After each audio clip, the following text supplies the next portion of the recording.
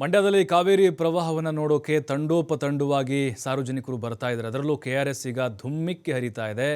ಆರ್ಭಟವನ್ನು ನೋಡಲಿಕ್ಕೆ ಪ್ರವಾಸಿಗರ ದಂಡೆ ಹರಿದು ಬರ್ತಾ ಇದೆ. ವೀಕೆಂಡ್ ಬೇರೆ, ಭಾನುವಾರ ಶಾಲಾ ಕಾಲೇಜಲ್ಲಿ ರಜೆ ಇರ್ತವೆ, ಎಲ್ಲ ತಮ್ಮ ಫ್ಯಾಮಿಲಿಯೊಂದಿಗೆ ಬರ್ತಾ ಇದ್ದಾರೆ KRS ಡ್ಯಾಮನ್ನು ನೋಡಲಿಕ್ಕೆ, ಆ ಒಂದು ವೈಭವವನ್ನು ನೋಡಲಿಕ್ಕೆ, ಕಾವೇರಿಯ ಆರ್ಭಟವನ್ನು ಕಣ್ತುಂಬಿಕೊಳ್ಳಲಿಕ್ಕೆ.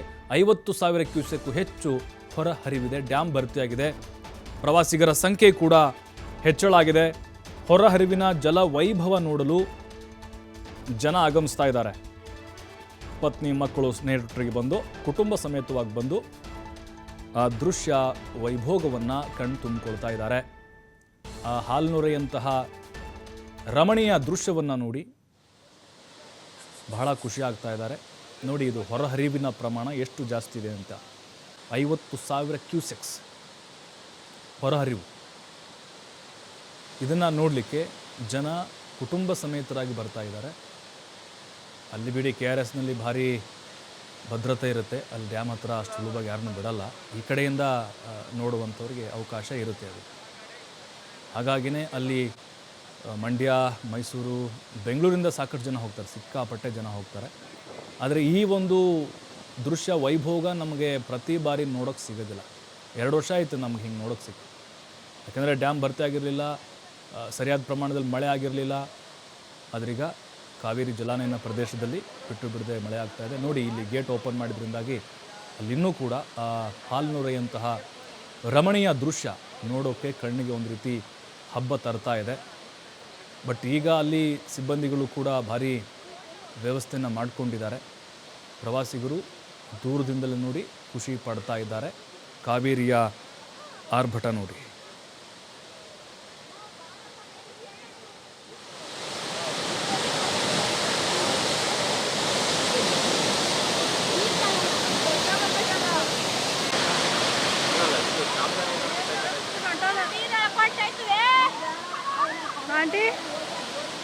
ನೋಡಿ, ಒಂದು ಭಾಗದಲ್ಲಿ ನೋಡ್ತಾ ಇದ್ದೀರಿ ಕಾವೇರಿ ಪ್ರವಾಹ ಹೇಗಿದೆ ಅಂಥೇಳಿ. 50,000 ಕ್ಯೂಸೆಕ್ಸ್ ನೀರು ಅಂದರೆ ಹೊರಹರಿವಿನ ಪ್ರಮಾಣ.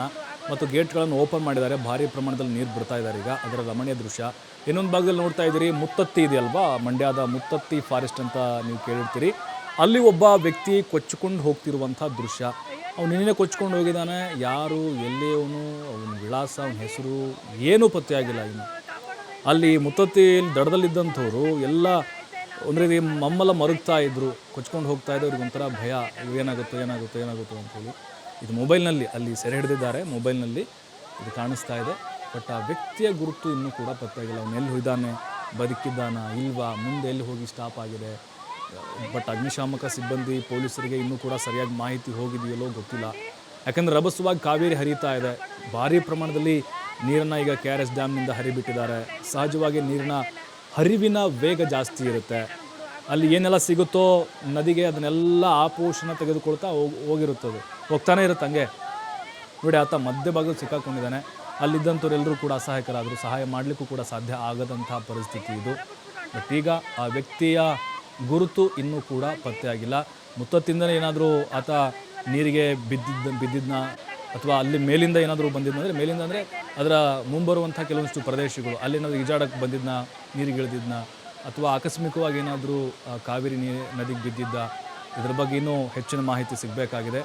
ಬಟ್ ಈಗ ಆ ವ್ಯಕ್ತಿ ಯಾರು ಅನ್ನೋದು ಇನ್ನೂ ಪತ್ತೆಯಾಗಿಲ್ಲ. ನಿನ್ನೆ ನಡೆದಿರುವಂಥ ಒಂದು ಘಟನೆ ಇದು. ಆಫ್ಟರ್ 2 ಇಯರ್ಸ್ ಆದಮೇಲೆ ಬಿಟ್ಟಿದ್ದಾರೆ ಅಂತ ಹೇಳ್ತಾರೆ. ಸೊ ತುಂಬ ನೋಡಬೇಕಾದಂಥ ಸೀನ್ ಇದೆ. ನಾವು ಆ್ಯಕ್ಚುಲಿ ಬೇರೆ ಕಡೆ ವಲ್ಮುರಿ ಕಡೆ ಹೋಗ್ತಾ ಇದ್ವಿ, ಹಾಗೆ ನೋಡೋಣ ಅಂತ ಈ ಕಡೆ ಯಾರು ಹೇಳಿದ್ರು, ಸೀದಾ ಈ ಕಡೆ ಬಂದ್ವಿ. ತುಂಬ ಚೆನ್ನಾಗಿದೆ, ನೋಡಬೇಕಾದಂಥ ಜಾಗ. 2 ವರ್ಷ ಆದಮೇಲೆ ಬಿಟ್ಟಿದ್ದಾರೆ. ಎಷ್ಟು 10,000 ಕ್ಯೂಸೆಕ್ಸ್ ನೀರೇನೋ ಅಂತ ಹೇಳ್ತಿದ್ದಾರೆ. ತುಂಬ ಚೆನ್ನಾಗಿದೆ. ಫ್ಯಾಮಿಲಿ ಒಟ್ಟಿಗೆ ಒಂದು ವೀಕೆಂಡ್ ಟೈಮ್ ಸ್ಪೆಂಡ್ ಮಾಡಲಿಕ್ಕೆ ತುಂಬ ಚೆನ್ನಾಗಿದೆ. ನಾನು, ಅಮ್ಮ ಮತ್ತು ವೈಫ್ ಮತ್ತು 2 ಕಸಿನ್ಸ್ ಜೊತೆ ಬಂದಿದ್ದೀನಿ. ತುಂಬ ಚೆನ್ನಾಗಿದೆ. ಅದು ಹಾಂ, ಇದು ಈಗ ಆ್ಯಕ್ಚುಲಿ ತುಂಬ ಚೆನ್ನಾಗಿದೆ. ಈ ಸೀಸನಲ್ಲಿ ತುಂಬ ಮಳೆ ಆಗಿರೋದ್ರಿಂದ ತುಂಬ ಹರಿತಾ ಇದೆ. ಸೊ ಒಳ್ಳೆ ಸೀನ್ ಇದೆ ಆ್ಯಕ್ಚುಲಿ ನೋಡಲಿಕ್ಕೆ. ಸೊ ತುಂಬ ಚೆನ್ನಾಗಿದೆ. ಆ್ಯಕ್ಚುಲಿ ಆಫ್ಟರ್ 2 ಇಯರ್ಸ್ ಆದಮೇಲೆ ಬಿಟ್ಟಿದ್ದಾರೆ ಅಂತ ಹೇಳ್ತಾರೆ. ಸೊ ತುಂಬ ನೋಡಬೇಕಾದಂಥ ಸೀನ್ ಇದೆ. ನಾವು ಬಂದಿದ್ದು proper native Thirthahalli, but Bangalore ಇರೋದು. ಇಲ್ಲಿ ವೀಕೆಂಡಿಗೆ ಅಂತ ಇಲ್ಲಿ ಬಂದ್ವಿ. KRS ನೋಡಿಕೊಂಡು ಈ ಕಡೆ ಸುಮ್ಮನೆ ಪಾಸ್ ಆಗ್ತಿದ್ವಿ, ಇಲ್ಲೊಬ್ರು ಹೇಳಿದ್ರು ಇಲ್ಲಿ ಚೆನ್ನಾಗಿದೆ ವ್ಯೂ ಅಂತ, ಸೊ ಹಂಗೆ ಇಲ್ಲಿ ಬಂದ್ವಿ. ಬಟ್ ಇಲ್ಲಿ ಸಖತ್ತಾಗಿದೆ, KRSಗಿಂತ ಇದೇ ಚೆನ್ನಾಗಿದೆ ಅನಿಸ್ತು. ಅದೇ ಇಲ್ಲಿ ವೇ ಒಂದು ಮಾಡಿದ್ರೆ ಇನ್ನೂ ಚೆನ್ನಾಗಿರುತ್ತೆ, ಹೋಗೋ ಬರೋಕ್ಕೆಲ್ಲ ಚೆನ್ನಾಗಿ ಅನಿಸುತ್ತೆ. ಇಲ್ಲ ನಮಗೆ ಗೊತ್ತೇ ಆಗ್ತಿರ್ಲಿಲ್ಲ ಈಗ ಇಲ್ಲಿ ಬಂದು ನಿಲ್ಬೋದು ಅಂತ.